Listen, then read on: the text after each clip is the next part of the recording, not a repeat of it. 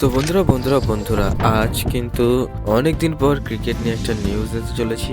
হ্যাঁ বন্ধুরা, আজকে কিন্তু Kolkata knight riders versus Lucknow super জায়ান্টের একটা দুর্দান্ত ম্যাচ আছে, যেখানটায় কিন্তু কলকাতা নাইট রাইডার্স ম্যাচগুলো হেরে হেরে আসছে। কিন্তু বর্তমানে লখনৌ সুপার জায়ান্ট এবং কলকাতা নাইট রাইডার্সের টিমের দিকে তাকালে কিন্তু দুটো টিমই কিন্তু প্রায় ব্যালেন্স টিম, এবং দুটো টিমের ব্যাটিং অর্ডার কিন্তু একদম সেমই যাচ্ছে।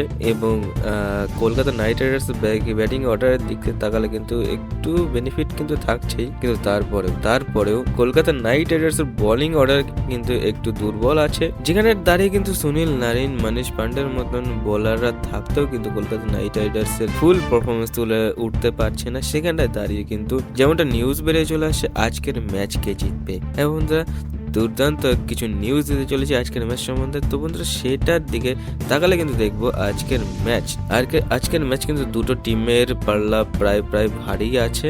কিন্তু কিন্তু কিন্তু কিন্তু বন্ধুরা, কলকাতা নাইট রাইডার্সের বর্তমানে যেটা দেখা যাচ্ছে, তাদের বোলাররা কিন্তু অনেকটাই প্র্যাকটিস করেছে, অনেকটাই তাদের এফোর্ট লাগিয়েছে, এবং সেটার থেকে দাঁড়িয়ে কিন্তু তাদের বোলাররা কিন্তু কনফার্ম করে দিয়েছে যে তারা এই ম্যাচটা তাদের জি-জান লাগিয়ে কিন্তু খেলতে চলেছে এবং ম্যাচটাকে কিন্তু তুলে নিতে চলেছে। তো সেটার দিকে তাকিয়ে আমি বলবো যে কলকাতা যদি প্রথমে ব্যাটিং করে, তাহলে তারা যদি 200 আপ রান করে তাহলে কলকাতা জিতে যাবে, আর যদি সেকেন্ডে ব্যাটিং করে তাহলে কলকাতার জেতার চান্স সব থেকে বেশি থাকছে। তো দেখা যাক বন্ধুরা আজকের ম্যাচের ফলাফল কি হয়। তো ছোট্ট কিছু নিউজ নিয়ে এটা ছিল আজকের ভিডিওটা ভালো লাগে থাকলে একটা লাইক, কমেন্ট, সাবস্ক্রাইব করে আমাদের পাশে একটা অবভিয়াসলি বলবেন। তো দেখা হচ্ছে নেক্সট ভিডিওতে। ভালো থাকবেন, সুস্থ থাকবেন, হাসতে থাকবেন, খেলা থাকবেন। Bye bye.